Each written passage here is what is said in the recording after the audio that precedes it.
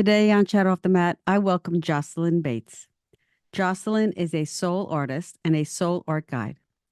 She's a cultivator of curiosity and creativity in the human experiment, an Akashic Records guide, a Yoga Nidra guide, an expressive arts therapist, a master EFT practitioner, a holistic practitioner. She's a teacher, artist, writer, and a podcaster, a mama of three, a 4/1 quad right generator, a shaman, and an Aquarian. Welcome, Jocelyn. Hello, hello. Hi, how are you? Yeah, I'm good. I'm good.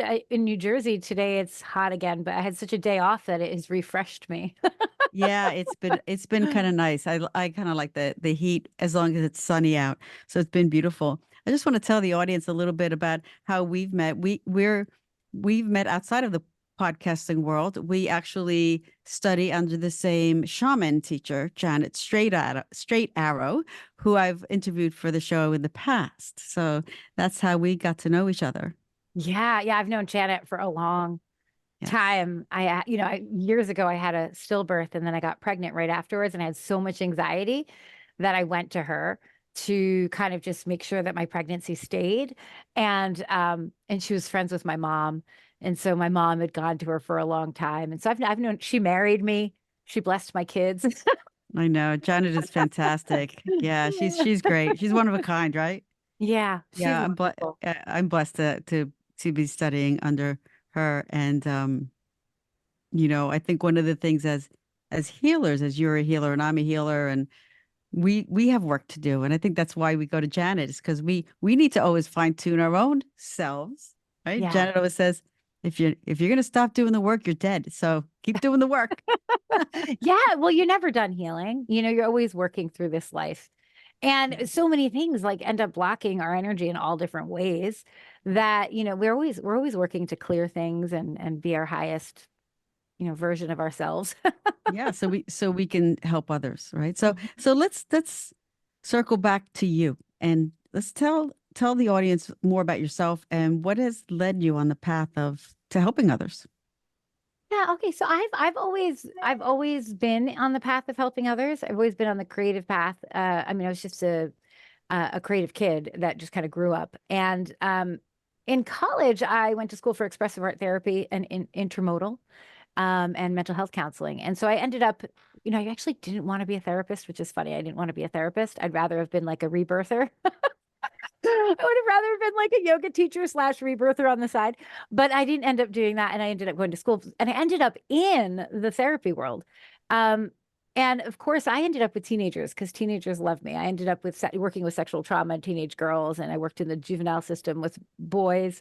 And I've been all over the map working in lots of different places with people, but more in a therapeutic relationship and using the arts. Mm. So then I had kids and I was in such it was, I was dealing with teenagers and young adults who had these things happen to them and it was kind of awful. And so when I had kids, I was like, ooh, I don't want my kids to do anything. They're never going to date. They're never going to walk across the street. They're never going to like climb Right. a tree. I That's hear it, you. So I Drive. stopped. Yeah. Yeah. They're never going to drive because, oh my God. And I stopped and I became a homeschool mom, an unschooling mom. And of course I missed it. So I kept doing all of I started running co-ops and teaching classes on Outschool and like just doing this stuff from home so I could be home with the kids.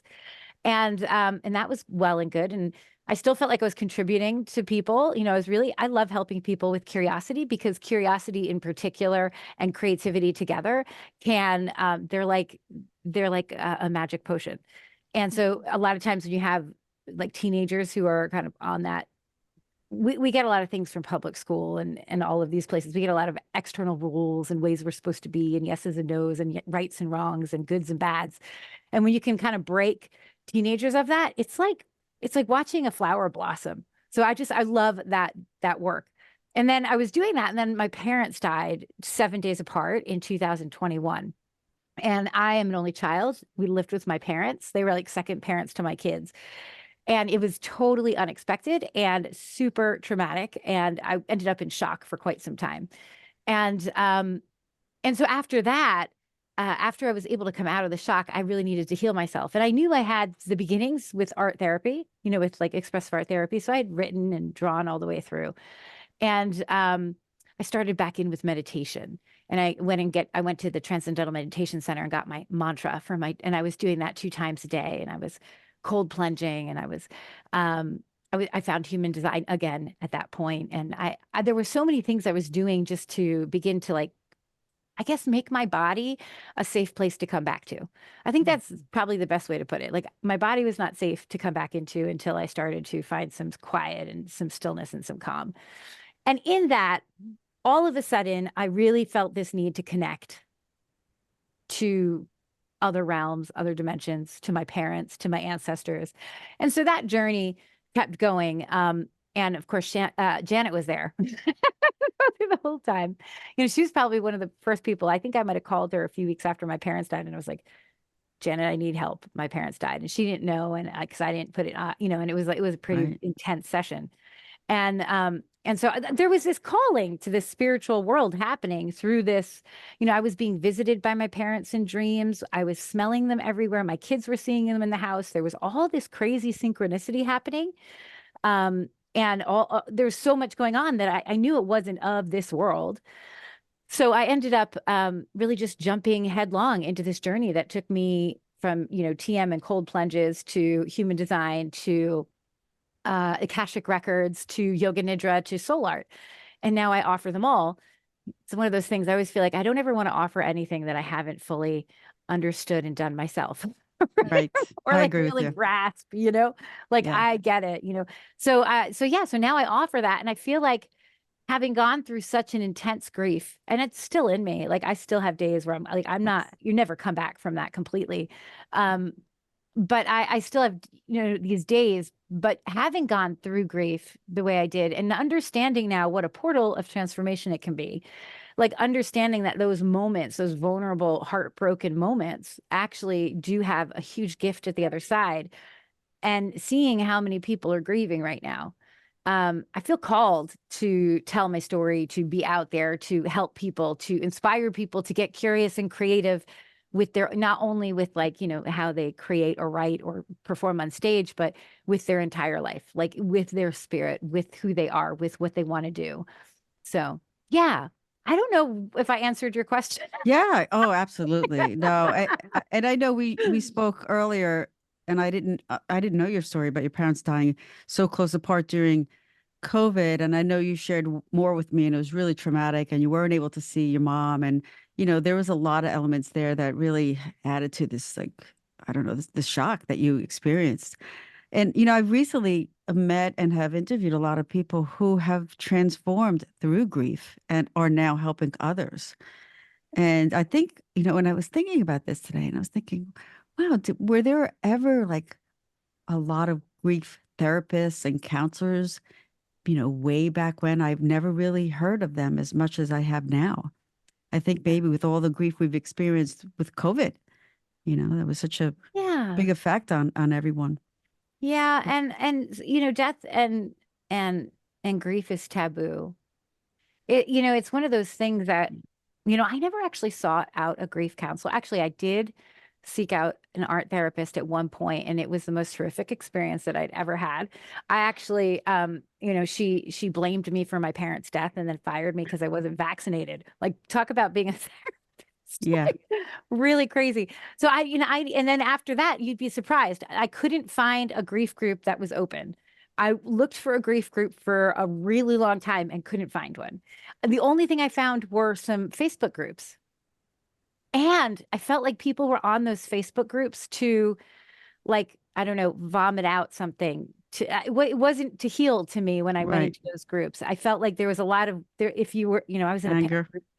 Yeah, anger or comparison. Like, oh, Uh, I lost my son. You don't understand. Like, there was a lot of that talk. yeah. And so I felt it was a bit unhealthy for me. There were a few really good ones, though, that really focused on coping or moving through it, which did help me a little. But for the most part, uh, now you'll see lots of therapists place grief on their list of who they work with. Yeah. They place it there. But I don't know. I kind of feel like grief. I feel like it's more of a spiritual journey I do too. than a therapeutic journey. Yeah. And I don't know how many people, I mean, now they have like death doulas. I think that's a Yep. fascinating, amazing job. Like death doula is, man, if I wish I could have been a death doula for my parents. Like I wish I could have walked them through at some point because that work is that's angel work. Yeah. That's A like, friend of mine, she does that. She works in hospice with people and she's a Reiki master and she has just a lot of gifts, spiritual gifts, and she helps people with that. I want to talk about your soul art though, because I know your soul art is just such an integral part of you and how you express yourself and how you will help others. So I want to talk about your soul art. oh yeah. So soul art is something I knew about when I graduated college as an expressive art therapist, or it was like a few years after I knew about it. And I was like, you know what? I'm working too hard. I don't have time to go to more classes because it's a whole certification project. Like, and I'm actually currently in my third of four certifications for it. And I decided after I went through all of my kind of a lot of my healing, and I had been through human design, and I'd gotten trained in the Akashic records, and then I hit my wall. I had to go to yoga nidra and I got trained there because that saved my life physically. Like I finally could sleep again and my anxiety began to just dissipate. I was like, I need the next thing because I almost got addicted to like, oh, I learned this. I have that certification. Like I am a It's line the one Aquarian, certified. but it's the Aquarian in you as well, Yeah, because yeah. I am I'm the like, same way. Yeah. okay, what's next? What's What's next? And next? then I was like, oh, soul art. I've been wanting to do this for like 25 years. So I reached out and I started that journey. And soul art it uses a lot of the same tools as expressive art therapy, but I would say the difference, and I think I've said this on a few podcasts I've talked on, is like the idea that expressive art therapy is like writing on lined paper with a pen. And working in soul art is like having an infinite amount of markers in a room with white walls. You know what I'm saying? Like it's just Mm. there because it brings in the soul, the spirit, the highest aligned energy because it's all coming from you. There's no therapist to bounce anything off of. You're actually bouncing it off of your own creative expression and your own energy and soul. And even if someone's guiding you, they're just doing a little bit of like witnessing and reflecting for you. So it's just a really cool journey. And soul art is like, so we work with Janet and she does these journeys. Soul art is very similar because you create an intention. And when you create that intention, like a little piece of who you are, your energy goes into that and it journeys with you the whole time. Mm. So you have that intention and then you create a framework. And that framework is maybe a body map or an energy map, or you might literally outline your body, right? Or you might outline a body part, right? You don't have to have like 10-foot paper like I Right. do. You could do it just to hand. Oh yeah, And then once, you have like 10-foot paper. yeah, yeah, I Right. work on like big, huge paper. Wow. Um, and so then you do the body, you kind of create a framework and your body map. And then you open a creativity door into creative expression where you let go of everything you did previously and just play on a page, like you're playing on your framework. And after that, you converse and dialogue and gain the insights from your creative expression. And then you create a spirit action, and that spirit action has an ending time. So, like right now, I'm working a spirit action that is, I'm supposed to be writing the fictional story of who I am as a medicine woman. And then the last 2 minutes of that 5 minute time, I'm supposed to let my little wise elder go in and find the visions in my fiction. That's like my spirit action for 5 days. And it's over on June 27th at 10 a.m. And at that point, my energy will come back to me and we'll begin the next journey, right? Wait, so this is a framework that is created by you and you guide people through this, or is this a framework that develops out of their initial intention and soul journey? Like that, do you have because I'm very kind of literal, like, okay, do you have a book with like, here's like step one, step two, step three, and this is what I need to do? Or does it form as you're going through the process? So it can be as narrow and like really monitored right in the Hmm. lines as you want it to be, or it can be really really open. So soul art was begun by Laura Hollick years ago, and so she runs this program. That's why so she kind of gives you this framework to begin with, and these three stages are in order. So you start with intention, then you create a framework, and you could do it however you'd like. You open a creativity door, which could be anything as simple as writing or doing a collage or picking a card or reading a story. And then you just play on whatever you're going to work on. Maybe it's like a big piece of paper. Maybe it's a small 8 by 11 piece of lined paper, right? Doesn't matter. And then at the end of that expression, you find the insights in it. And then you create the spirit action.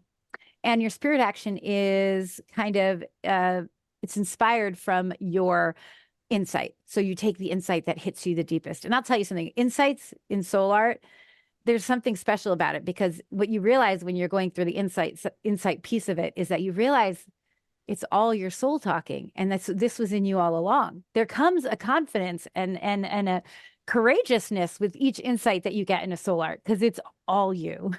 Mm, And you're like, wow, I have the power now to answer anything I need to answer. And it's very empowering. And once you find the insight, sometimes I'll have tons of insights. I'll have like a list of insights. Sometimes it's one or two.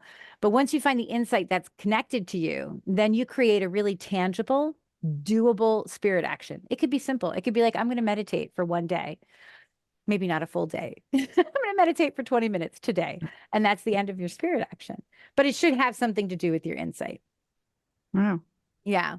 So it's a journey. It takes anywhere from like 2.5 to 3 hours to going, you could make a journey as long as you want to keep your creative expression open until you find the ending point of it.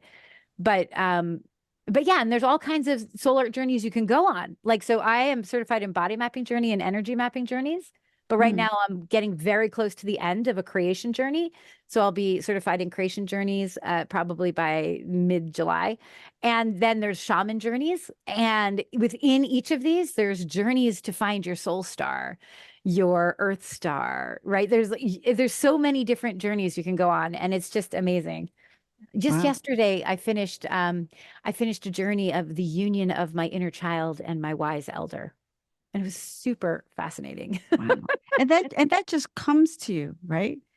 Well, these are the pieces I'm going through in the certification process. So because I'll be running these journeys, I have to go like every little piece I go on a full journey of. Right. So like whereas like, I might be running an energy mapping journey with someone, and it uses the soul star and the earth star and the core star and the spirit realm and the earth realm. I have literally done a soul art journey for every one of those little things. Okay. So I've done a lot. And then as you begin to get further in your intentions, like as you begin to understand how to create an intention, um, and how to really jump into an intention, which is a beautiful thing to practice and to know, and how to really get the juiciest and best intentions. Once you do that, your journey could really go in many different places. It doesn't have to be visual art. I've done video, I've done photography, I've done sewing, I've done dance. So it doesn't have to stay on the page. It's just the easiest way, I think, people to begin to understand the process. Wow. Wow. It's Yeah. really amazing. And so so people that come to you and want to explore this, where do you see that they have blocks? Do they like, are they uncomfortable with doing something like this because it's different? Like it's not like, okay, give me a journal prompt and let me write in my journal. Yeah. This is totally different. Like I could see Yeah. like people just like sticking their feet in paint and walking on the on the canvas or something. Like it's Oh, real different. I've done that. Yeah, I know. I have a feeling you did. Yeah, Body I paint. could see myself doing that too. But I could sense like, okay, like it's something that is maybe out of somebody's comfort zone. Oh, for sure. But I'll tell you what, as we head towards 2027, as we head towards some major paradigm shifts, like as we head that way, creativity is going to be so important. And unfortunately, we all come from a public school system that has killed a lot of our creativity, that has offered us many external rules, many internal critics who have told us yes and no, right and wrong, good and bad. It's our entire life, right? Like we Right. are often cut down from critical thinking. We're cut down from being curious about certain things. We're shot down in a lot of different ways. And so yeah, so many adults have a hard time with it. Like I just ran an insight timer today on solar, and I had so many people, and many people in the beginning were like, I can't do this. I can't do this. This is not me. I'm not creative, right? They're writing in. By the end of the class of just talking about it, they were all like, I'm in, I'm on fire. I feel it. Like there's inspiration, because they just have to realize this is not them. We are innately creative. It is our birthright to be creative. We are 100, I mean, we are human beings. We are souls living in human bodies, and creativity is how we connect to the soul. Like creativity, whether it be literally painting or creativity, sometimes we connect through our soul through a really good conversation. Right. And that's creative. Even Like food. food, rocks, gardening, anything. Like Right. even finance can be creative if, you really, who the heck came up with those financial stock graphs and stuff? Whoever that was creative. There's like candles that are green and red and Right. there's like it's everywhere. Yeah, that's amazing. Yeah, Yeah. it's I want to talk about. All right, so you mentioned 2027. Now, I wasn't aware of this paradigm shift, and I need you to talk about it because you mentioned it. So there's the gateway right to that conversation.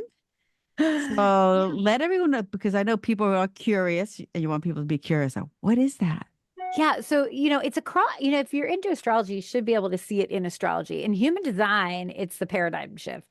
It's when in human design in February of 2027, we're shifting from the gate of planning to the gate of the sleeping phoenix 3. The gate of the sleeping phoenix. Sorry, my daughter is The gate of the sleeping Phoenix 3. phoenix? Yeah, gate of the sleeping phoenix. And so the significance of this is that it hasn't actually, the gate hasn't changed since the early 1600s. We have been in the gate of planning since the early 1600s. That's just crazy that this hasn't shifted, right? And it's really, we've been in the not self of it. We've been in like, it's the beautiful part of the gate of planning is we take care of other people, right? But, and so that's where things like banking and school system, I don't know if banking ever started that way, but the Right. school systems, Industry, the school system, right? We're going to help corporate, people. right. The medical and the environment, right. Yeah, but you see how it's turned to the not self. It's all for it's all for personal profit for, it really doesn't help anybody in the end. Right. Personal You look power. at, yeah, you look like at a program where they send food to like what they would call maybe a third world country, right? Like, and we have them now dependent on food that is probably hurting them, sending them vaccines that are probably killing them, and we don't Right. even see the actual, there's no connection. We're not seeing what's happening. We're not building the empathy. It doesn't work. We need to love our neighbors, right? Like, so yeah, so this we've been in the gated planning, in the not self of gated planning for quite some time.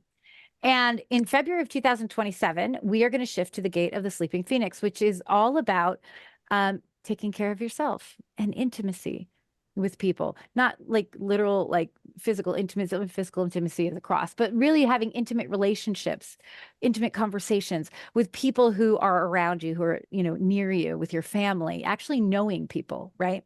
Mm. And so in February, that vibration of the gate of planning where we want to take care of everyone else just shuts off like that. And the gate of the sleeping phoenix goes on like that. And so it's a paradigm shift. It's not going to happen all at once. Like nothing, everything's not going to crumble all at once. But you do see what they say, we're midwifing it right now. And you can see it in how the school systems are rocking a little bit. They're having a little bit of their own, earthquake with all the stuff going on in the classrooms, with the bullying, with all of the, the parents and what's being taught. There's so much questioning going on.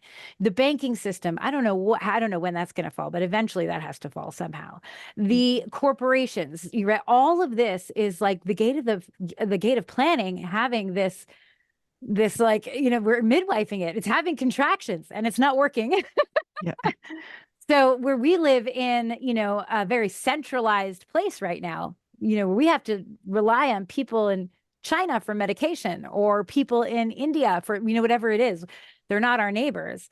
We're going to go to a place where we have to start relying on our neighbors, where we're decentralized. So if you think of like the gate of planning is centralization, the gate of sleeping phoenix is like decentralization. And so there's a lot of change that's going to shift. It's going to happen over years though, but that vibration will be immediately gone. So like my teacher likes to say, she goes, don't worry about it. It's just going to be like how, right. Even think about sexuality right now. Everyone gets put in these boxes. Right. There's very many boxes, right? And you can't just be gay or a lesbian or there's like 15,000 boxes, it feels like, out there, right? And that's very gate of planning. When we get into the gate of the sleeping phoenix, it's like I just love another human. I just love human, right? That's where we're going. So it's actually super beautiful. Yeah. And then she tells you how beautiful. She goes, of course people are going to die. A lot of people are going to die, but yeah. And you're like, what? But it's, there has to be a breakdown of what was built up. So that's the paradigm shift. There's a lot, and I don't think it's going to happen all at once. I don't expect a big doomsday, but I do expect a shift in how we relate to each other, how we relate to the systems that provide for us, and how we relate to ourselves. I see the way we relate to each other breaking down a little further because of the way we are so alienated with technology and, being at home and working from home. And there's this disconnect. And I see it with kids too. But I'm happy that there'll be a change, there'll be a transition, I'm sure.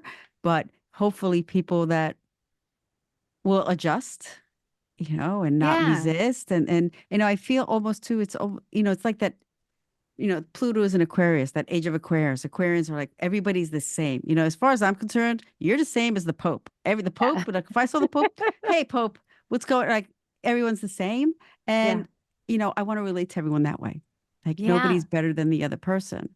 And we should all get along. There should be like a tribe, almost go back to the indigenous, like the Native Americans or Yeah. create a tribe where we all get along. We all help each other out. We're there for each other, you Yeah, well, know? that's kind of what's going to be happening, because it's like decentralization, and what's going to be important are the people in your community, and like really being a part of that. And so it'll be interesting, yeah, because right now, like, there's a lot of people who don't have a local community because their community's online across the world. Yeah. So, Which is good too, because they're creating more global communities. I'm not saying that Zoom is yeah, bad. I'm just saying that we're isolating ourselves in our home where we're not having like kind of like one-on-one flesh to flesh conversations, yeah, like a um hug. like a hug. Oh my gosh. I went on a Reiki retreat over the weekend and up at Omega, which is close by with people there that have a whole wonderful Reiki energy. And we were hugging. I mean, like we must have all hugged each other like a million times. It just felt so good to do that, Yeah, you know? yeah, it's Yeah. awesome. Yeah. So Yeah. Hugs are great. that's going to come back. I mean, I feel like we are being pushed to the limit, and as we midwife things, people are going to be grabbing for things, trying to control things that might be in the end uncontrollable. So, I'm not worried about it. I'm not scared about it. I think it should Yeah. be, as long as in human design, you have a strategy and authority, and as long as you follow your strategy and authority, you'll be just fine. And Talk other about people. human design. I think that's important maybe to segue. I don't want to interrupt you. I'm so No, no, sorry. no. Well, I was just Yeah. gonna say, in other, it just like in astrology, like following your instincts, or, Mhm. however you look at it. But human design has a strategy in it. So if you go and find your free chart, you can go anywhere and find a free chart. You have You'll look at a body, it'll show you a body graph, and it'll show you two columns of gates and planets. And on like the one side of it, you'll see like your profile, your type, your strategy, your authority. It's right there. It'll be flat out for you. Right. And your strategy and authority really take into account your type and your body graph. So like my strategy and authority is I'm a pure generator. That's my type. And because I'm a pure generator, my strategy and authority are um, to respond, to things. And it's sacral. So it's a sacral response. And in of that, I know that if I'm frustrated, I haven't followed my strategy and authority. Frustration is the key to let me know that it's not anger, it's not sadness, only when it's a very specific kind. For me, it's a very specific feeling like, but it's a frustration. So Right. for me, and if you are, or somebody else is a pure generator, you can practice your response by simply doing sacral sessions, like asking people in your house. I forget, were you a generator? You're not a I'm a generator. projector, Projectors are, quad left projector. so you're not a sacral I'm splenic. authority. Yes. Oh, well, that's very intuitive. That's needing to Yes. follow the instinct immediately. Yeah. Yes. Yeah. Since I was a child, was very intuitive. That's the knowing. So whereas you're a splenic authority, right? You just know and go, right? You just know and Right. go. You have to pay attention. And when you don't listen, it kind of it like back up Yep. on you. You don't want to do that. So, Yeah. but for pure generators, we have to have a vocal response. A yes or a no, yep, nope. It's a sacral response. We're responding to something. Your splenic authority may not need to respond to anything. You just might have it. I have to be responding to something. And Mm. so when I was first working with my strategy and authority, I had my husband ask every day. I'd have him ask me yes or no questions, and I like because it feels very guttural. Some people like yep, nope, doesn't matter. But he'd ask me things like, "Are you wearing a shirt today? Are you wearing a skirt? Is it rainy out? Is it summer? Is it your birthday? Do you like pizza? Do you like the color red?" And just like constant like that, and I'd be like, Huh. like, Wow. and after a while, and then he'd throw in things like, "Do you really want to do that class?" And I'd be like, And I was like, "Oh, I don't want to do it." Oh. So your answer came from that literal response. Yes, Like it was almost your innate, your intuitive answer, not your not your head. It goes not from your the head. I'm pointing sacral. to my head. Yes. Yeah. Ah, And so interesting. you start with the voice, and then you can start to feel when someone asks you a question, the response. But whereas your splenic also knows you don't need to respond in the same way. So you don't need to be asked a question. I need to be Right. asked a question. When I first found out about this, I was so funny. I was like this huge aha because my husband would always say to me, we'd go on a date night and he'd be like, "What do you want to eat?" And I'd be like, and I'd start to get frustrated. Like, why is he asking me what I want to eat? He's the man. He's the husband. He should take me where he wants to. Like, he should know what I want to eat. Yeah, make a decision. Right, right. But and it was frustration. First key, need to respond. Right. So when I first learned this, every time we would go on a date night, I'd be like, "Don't ask me what I want to eat. Ask me, do I want this? Do I want that?" And he would start. "Do you want sushi? Do you want pizza? Do you want?" And it made every date night so much easier. I didn't hit the point of frustration. We would figure it out in almost a minute.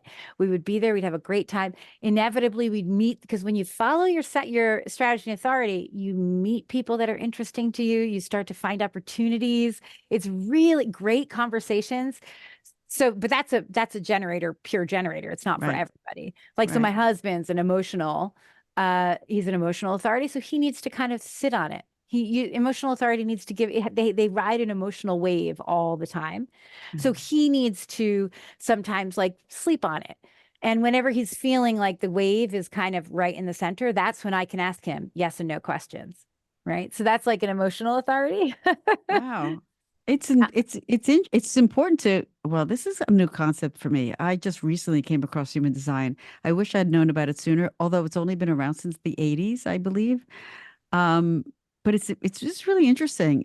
It helps you to understand someone a little better, more than just, I don't know, it just helps you understand yourself better. It helps you understand yourself in a relationship. I find that to be the super helpful to me because not only do you have your strategy and authority, you have your profile, which is like a line, a dash, and a line. Like I'm a 4-1. And that's an opportunistic investigator, right? So there's only like I think 12 or 13 profiles in total. And then you have these centers, which is also it's astrology, I Ching, Kabbalah, Right. numerology, all kind of mixed into one. And so you have the chakra system, but you have 9 chakras instead of 7. And Right. each chakra center is connected to a certain kind of energy that we have.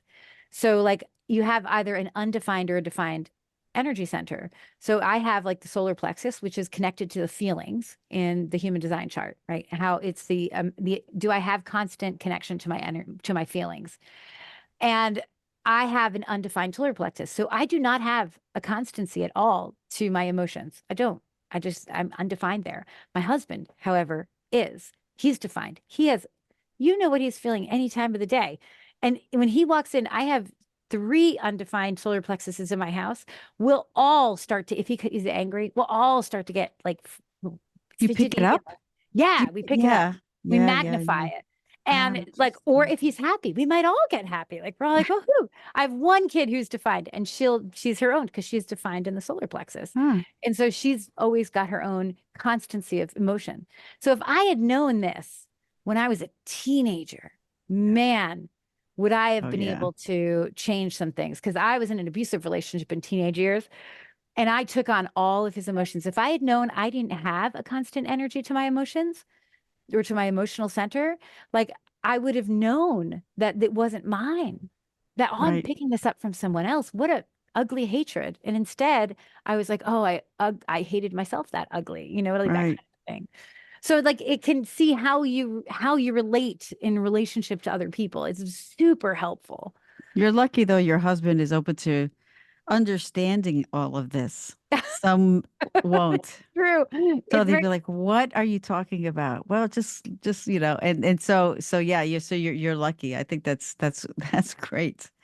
yeah, Wishing all men would well, be open to even if you understanding more have, about themselves. Go ahead. yeah, and even if you have like a husband who doesn't, right? So here's like one of the things I do because I know he's an emotional authority. He doesn't need to know I'm doing anything, right? And so when I need an answer from him and I need an answer pretty quickly and I can't wait over the night for him and he's an emotional response, I'm like, what I do say to get a hint is I'm wondering how you feel about, and that will open up the conversation. And then I can turn it into a yes, no. He doesn't even know I do it. He doesn't Wow. know I do it. So like you can actually, if you understand the chart of your husband, you can begin to just, you don't even need him to take part. You just start to understand, oh my God, he has an undefined, maybe he has an undefined will or an undefined identity center. And now you understand, oh my God, that's why he's so different around his friends and his family and me and the kids, because Mm. he's able to shift identity with how it needs to be seen, right? So you just get to start to understand things that you might have thought were your own to begin with. Does that make It, sense? it makes sense. Yes. Yeah. It is, I think this concept is a little new for a lot of people. I know you help people with this because you do this work for people. And I think that I've spoken to you. I think I need you to help me with identifying me so that I can, not waste my time in certain things or certain areas or be certain ways and know how to respond according to my own chart. Yeah. Yeah, it's important to know your strategy and authority. And a lot of people in human design like to know how to follow your strategy and authority.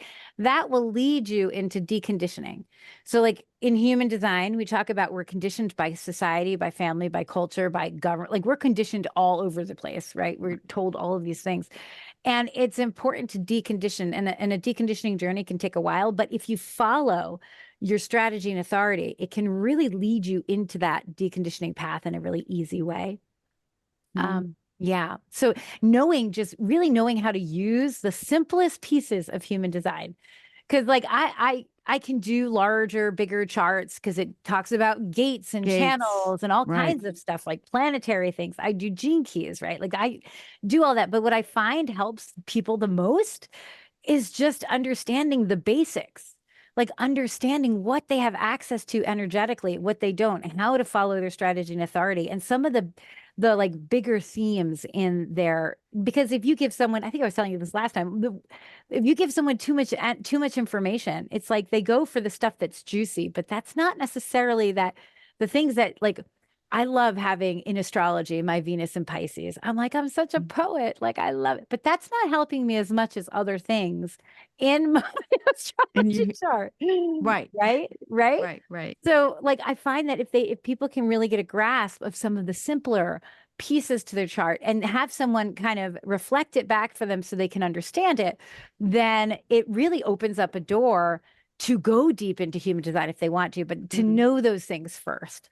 Yeah, I found out as a projector that I need to wait for the invitation. And now anybody that knows me, I'm like a go-getter. I'm like I'm out Yeah. there and trying to make it happen. And and then I'm like, it's really hard for me. So that deconditioning, it may take a while, and I don't really have like I'm not that patient. But yeah, so if I wait for the invitation, it doesn't mean I'm just going to sit around here at my desk just waiting for someone to pick up the phone. There's still things I can do. It's just that I'm not going against my design. Yeah. And that'll Yeah. open up more opportunities for me. Yeah. And Like like kind of like that. knowing if you're a wait for an invitation person, you have to put yourself in places to get invitations. If you're a wait for invitation person and you're a work at home, don't talk to anybody else, and you're like, you're you're not going to get that many invitations. You have to place yourself in an environment where you're going to get the invitations that you want. Right. So Right. you still Interesting. have a little bit of like, you still have a little bit of like power and say in that. But Right. also, like projector, you need to nap. You need to take a break. You should only work 2 to 3 hours a day, which is Well, sound insane to most people. But that's that's like part of the conditioning right there. forget it. Yeah, no, that's really super hard. But Yeah. I'm trying. I'm learning. Um yeah, so But all you know, it's right. interesting too with the projectors. I was just reading. I'm not. I don't have many. I know very like I have manifesting generators and generators in my family, right? And manifester. That's who's in my house. We have so much energy. Oh my god. Um, and I was just reading about projectors, and because I like to like kind of a researcher. We're talking about it before. It's my line one in human design, or my Aquarius that likes to like give me the next thing, give me the next thing, give Right. me the next thing. And I was just jumping like real deep dive into projector. And it's this idea that like as a projector, you almost can you can lead someone effortlessly to their strategy and authority. It's super cool. It's like Yes. effortless Yes. leading Yes. because you sense it, but it's Yes. also it's not like for a wide group of people. It's like one or two at a time, and it's like it's focused. So it's interesting. So you'll hear me say on a lot of the podcast episodes that one of the reasons I'm doing this is to support my guests. You don't really hear me talking about my course that I'm selling or, get online for a Reiki session with me or anything like that. It's like I'm here to support you or whoever my guest is. And I'm really good at that because I really want to help people and see them succeed. And so I kind of put Yeah. myself behind and support people. And I think, in the end, I'm rewarded and they're rewarded, but eventually I think it will bring me to a place where I don't know, a different Yeah. place of supporting other people. But this is how Yeah. this is, and I didn't know that about a projector. And as Yeah. you say this, Yeah, yeah, that's what it projectors makes sense do. to me. It makes sense to me. Total sense. A lot of projectors have been placed in the world of generators where they are on 9 to 5 jobs. And is hard for a projector to do that. And they get stuck. And that's where the conditioning comes in. And so they're Right. like, yeah, but I have to work to make this money to do that. But projectors can have very abundant lifestyles. They're just not using their energy correctly.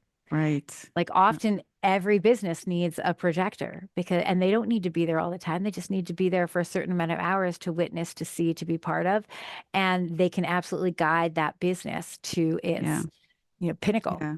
Yeah. I used to work in HR with process improvement and I love that and consult and do that. So then I went home. That's perfect. Yeah, I want to learn more about that. We're definitely going to connect more. I want to talk about Akashic Records. That's another topic that I haven't touched yet on my episode. I know on my podcast, and I know you do that for people too.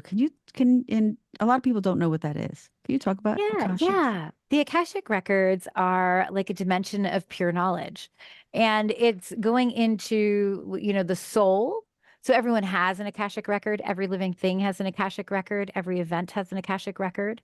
You can even go into the Akashic records of relationships, um, land, homes, right? All of these things have Akashic records. But when you go into your own records, it's the knowledge of your soul from the moment it came into existence. And you have to kind of wrap your head.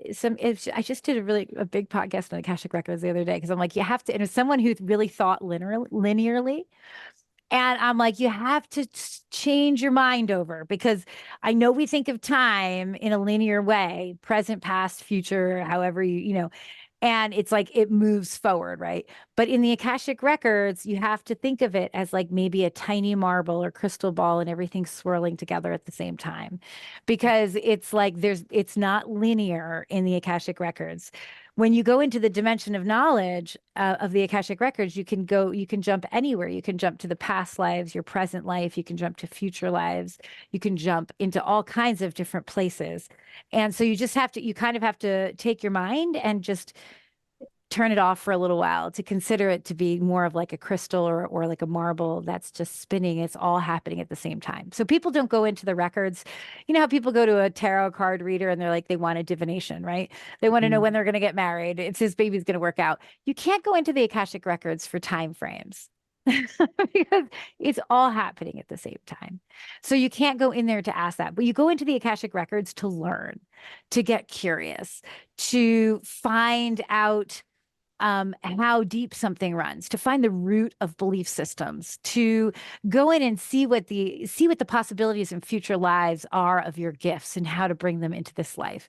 Like these are the things that you would go into the Akashic records for. And in the Akashic records, you can transmute contracts, deals and agreements. You can transmute belief systems. You can untether. You can call your energy back from all your lifetimes. You can retrieve lost souls. You can do all kinds of stuff. You can Oh, connect with your soul team, with your spirit team, with your ascending masters, mentors, guides, guardians, angels, and you can receive Reiki from your angels and your spirit team in the Akashic records as well.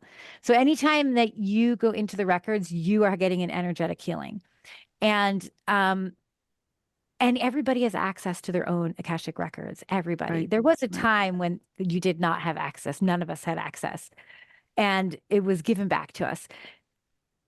The reason it was taken away is because people were going into other people's records, and that there's an integrity Without that's permission. needed. Yeah, Right. There's an integrity that's needed, and you need to have stated access.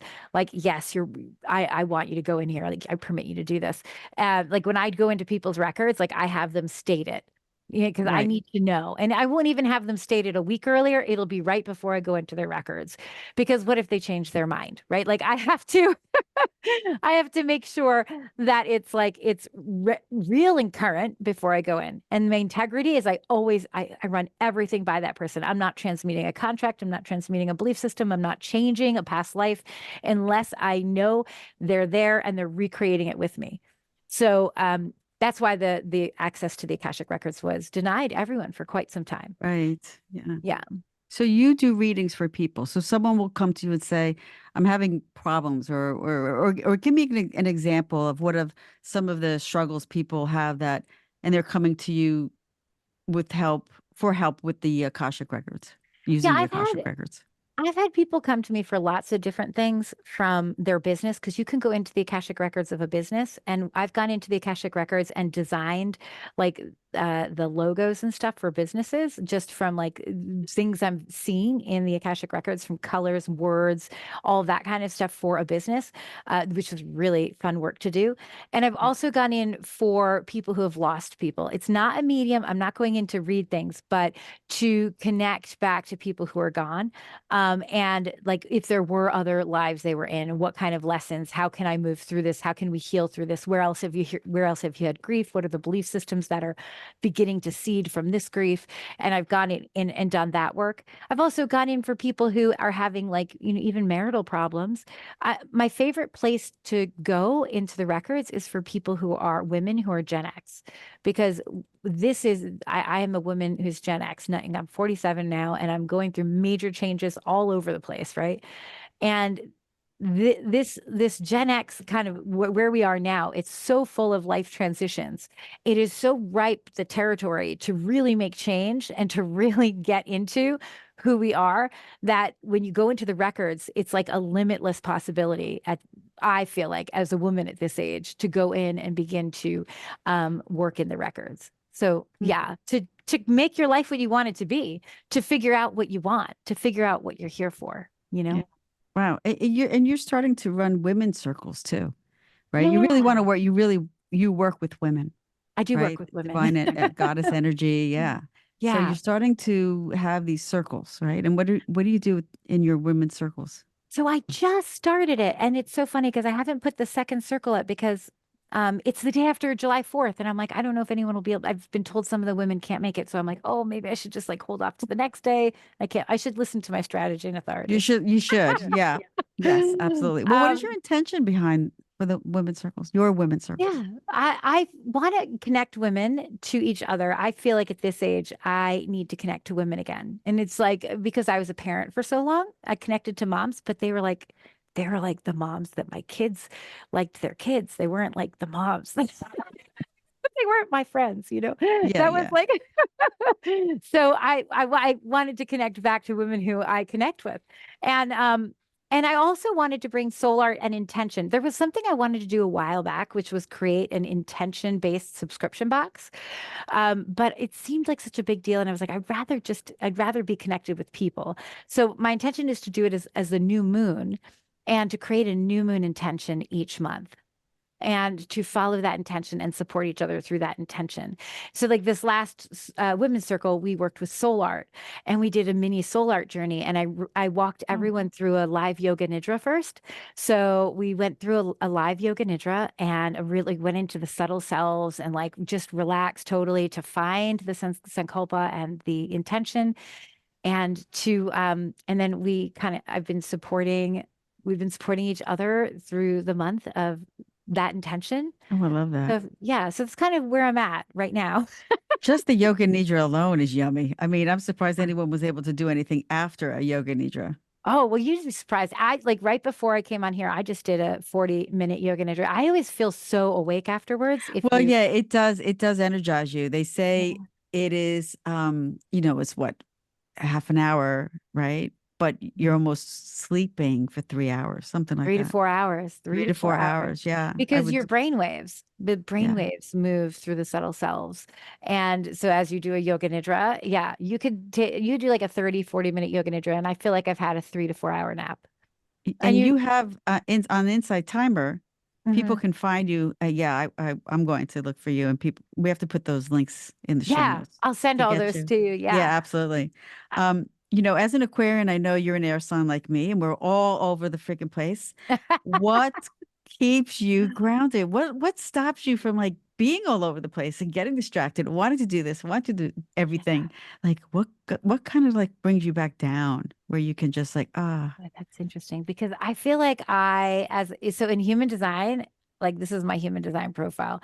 4-1 quad right, gate of fantasy, juxtaposition of fantasy, and the gate of fantasy is my fixed fate.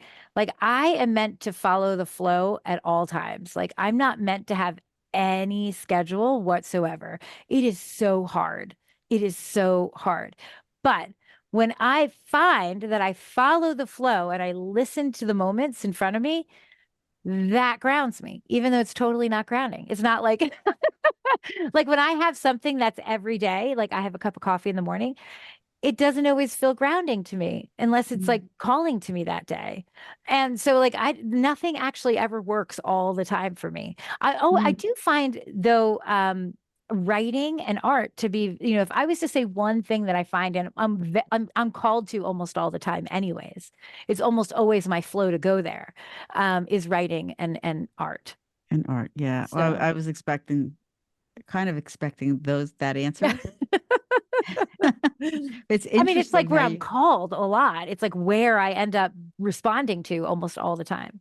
yeah, that's good. I didn't realize that, you were saying about going with the flow and how I think you said to me too, as a projector or or whatever, my chart is like I shouldn't have a schedule, like or just gaps in my schedule. I shouldn't have too much or something like that. No planning for me to, something like that. And I need to learn more about that because I think it's interesting because oftentimes I don't feel grounded.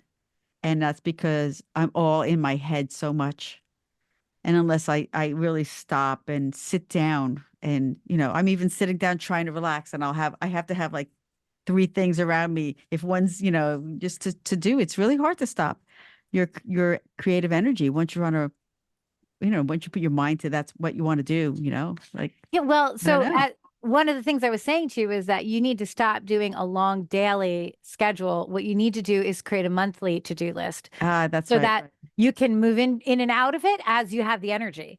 So like Yeah. it's not that you don't plan, it's that instead of looking at it as a big day by day calendar where you fill in the time for each day, you just have blocks. Okay. Yes, I I have love one of my, those too. yeah. You have just like maybe one big block and you just, have a little dashes of what needs to get done because, Like a that task way, list instead of yeah, like I have to do this at this exactly. time. Yeah, I gotcha. Exactly. And that allows you to take the rest when you need it. And that allows you to follow your flow a little bit more. But Okay. yeah, no, it's a hard because I'll notice like if I force myself to try to ground, because I know how to ground. And you know what? I do it Right. every day. I meditate every morning. And Right. no, I force myself a lot of times to meditate because I know, okay, at least I'm going to center with my body. At least I'll be able to follow it better once I'm done not following it. Yeah. That's the insane brain that like happens with me. So I every morning I do it and I brush my teeth every morning, right? Like these are things Yeah. that I do. But But I will find that on days when it's not in my flow to meditate, I am fidgety. And Mm. so I might start to like pull over, like I might just start to get a pen or a marker and just kind of scribble while I'm meditating, or I might find myself really like, I'm like trying to be still and I'm like, I'm like stretching and I'm like, because it's not But in my that's all flow part. that Yeah, but day. it's all part of meditating, though. I mean, moving the spine and moving the energy. I mean, I know you talk about. I know you offer like this free nervous system PDF on your website, right? Yeah, People say yeah. I downloaded it today. I didn't look at it, but when we're trying to calm the nervous system, we need to almost like move the body in order to readjust the energy within us in order to settle, Yes. like the dust settling. So those little Yeah. movements that you do and the little fidgeting, I think it's just part of how you adjust Yeah. internally, you know? Where my flow is stuck. I'm just like, I'm getting it out. You remind me a lot of me. So, I mean, I think it's part of that also that Aquarian and, it's great. Is there Yeah. anything you want to talk about that we haven't talked about that you want to share about anything you do? I think you had said it earlier. What I do is I'm a cultivator of curiosity and creativity in the human experiment. And I've really been focusing on this idea that we are a soul in a human skin, in a human body. And, just speaking to the Akashic records for a minute, before our soul incarnates into a human life, we know everything. We are light beings. We are, people that, well, I don't say people, we're souls that we don't have any questions. And I believe we incarnate into this human life to feel. And so I remind myself constantly lately to like, I'm here to feel. So if I consistently try to avoid feeling, what am I doing to my soul here, first of all? Second of all, it's okay to feel. I'm here to feel. If it doesn't feel good, it's an experiment. I constantly use that word experiment with myself. I'm experimenting. If I don't like how I feel, like if I'm feeling really sad, instead of like getting scared of that sad feeling, I'm going to get curious. Okay, how does this feel different in my fingertips? Like, how does it feel different? Okay, how might I move this? How could I breathe into this a little differently? How could I, if this was like a photograph, would it be a Polaroid or would it be a digital photograph? Like, these are weird things that go through my mind. But like, what it does is it allows me to be present in the human experience. And, and so the idea of being curious and being creative at all times and honing those two things. And top of it, like, so you hone your curiosity and your creativity. And then you just realize that both live within the body. Your body is the instrument of both. So you respect your body, you honor your body, or you use your body to gain insight into your curiosity and creativity. It's the three together make up the whole thing for me. And that's what I do for people. I help them get into their body. I help them learn how to be curious, how to widen their lens, how to open up, and how to express and let their soul express through them. And in the end, I don't try to heal anybody. I don't try to, I try to help them, guide them to heal themselves. It's not my job. It's their experiment. They should be doing it. They should get curious and creative. And I want to watch it. I want to be on the sidelines, like, yay. I love that. Like, I'm not here Yeah. to kill them. And but I know I'm here to help walk people into that process. But yeah, so that's kind of what I do. And I love it. I love it. Yeah, I think it's that's super wonderful. fun. I feel the same way. People have the ability to heal themselves, and that's what we learned in our class too, with Janet. So yes, here. You do so much, and you have so many tools that you can guide people with, and I just love it. And I just want to thank you for being here Ah, on the thank show, you for and having I'm me. getting to know you more and more and connecting with you. It's so great. You live so close, and I want to, be more in your space and learn more from you and be guided by you as well. So I'm going to put everything in the show notes, of course, so people can find you and Yeah. also share in your contagious, wonderful energy. Yeah, Love it. yeah. And I'm so thank you for having me because I love just talking about it. And I Oh, think and you're fantastic. the more that we talk and the more that we make it relatable and the more that like people understand like we're all in it to be curious and creative and to feel through like that's it, that's what we're here to do. Yeah. The more people that see that other people are doing it and they also hit roadblocks and they also have all this stuff and wow, that person's gone through grief and how did they do it? I'm going to get curious and creative over there. And like it's the more that it becomes part of life, the more that we're going to, especially in 2027, into the paradigm shift, that's how we're going to make it. Like that's how we're Yeah. going to do it, you Yeah, know? so we need to start the work now and being expressive through art and through voice. That's how we heal because I think personally a lot of women have a lot of blocks in the way they express themselves or not expressing themselves at all because they may feel that no one wants to hear them. I know personally, like I'll be like, no one wants to hear my story. Like, but yeah, my stories or stories heal or our expression or our expressive stories, whatever that is, it heals can heal yourself and others, Well, even those who hear it. there was that interesting, I saw a meme on some social media it was like an article on social media or a video, and it was like one of these young actresses who was on a show and she was crying and whatever. I didn't even listen to what she was talking about. She was like openly crying. And the meme said, this person is so amazing, not because she's an actress, because she's the first woman I've seen cry and not apologize for it. And I was like, hell yeah. Like, Yep. like because Yep. that's what we do. We're like I mean, I apologize all the time. It just comes out, it just flies out. Oh, sorry, I'm crying, but I don't even mean it. It's not even, there's nothing attached to the We have unsaid. to stop doing that, okay? Yes, Like we have to women in stop. general have because I don't hear men apologizing. It's No, the women. no. Yes. Like we need to, be unapologetic. Yeah. Oh, I Not love that. hurtful. We're not hurting other people. We don't need to apologize for everything that we do because what we do is there's no reason to apologize. Yeah, Yeah. absolutely. Uh, Like I love that word, unapologetic. that was So, that's my word for the year when I was oh, asked. I Yeah, my word for the year, unapologetic. love it. I love it. It's Yeah. perfect. Yeah. My theme for the year, but it's changed recently because I moved through the solar journey, was like I'm rising from the ashes of expectation into abundant freedom. Oh, I love that. But like this idea of I think women have a lot of expectations on us. And once we put on ourselves, other people put us on, society put on us, our kids put on us. Oh, it's just so many. We put it on us. We We put put on it on ourselves, ourselves. right? Yep. All these expectations. I'm like, I'm rising from the ashes of them. That's Love my it. theme for this year. Love it. Well, listen, thank you so much for your energy and for guiding women everywhere. Yeah. And let's go into 2027 ready With our strategy and our with authority. and rising like the phoenix. Yeah, I love it.